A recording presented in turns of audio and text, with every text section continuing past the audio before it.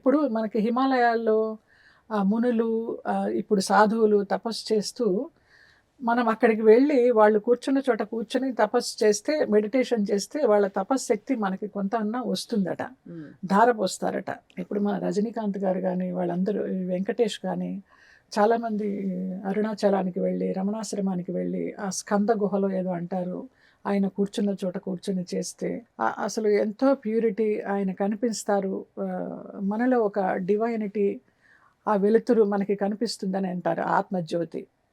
So, అలాగా రజనీ గారు గూడా ఎప్పుడు హిమాలయాస్ వెళ్ళినా మహా మునీశ్వరులు బాబాజీ. ఆ బాబాజీ గారు వారి తపశ్శక్తిని అలా ధారపోస్తారట. అందుకేనేమో ఆయన మహానుభావుడు.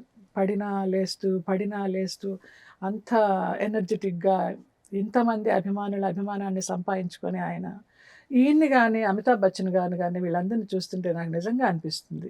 అమితాబ్ బచ్చన్ గారు కూడా వెళ్లారా అక్కడికి? అమితాబ్ బచ్చన్ గారు వెళ్లారో లేదో నాకు తెలీదు. కానీ ఎన్ని ఒడిదుడుకులమ్మా! అవునవును. ఎన్ని కరెక్ట్. ఎన్ని తట్టుకొని నిలబడ్డారు. అయి పర్సనల్‌గా కానీ, హెల్త్ వైస్ గానీ ఆయనకి ఎంత పెద్ద ఫైర్ యాక్సిడెంట్ అయిందిరా ఆ! బచ్చన్ గారికి.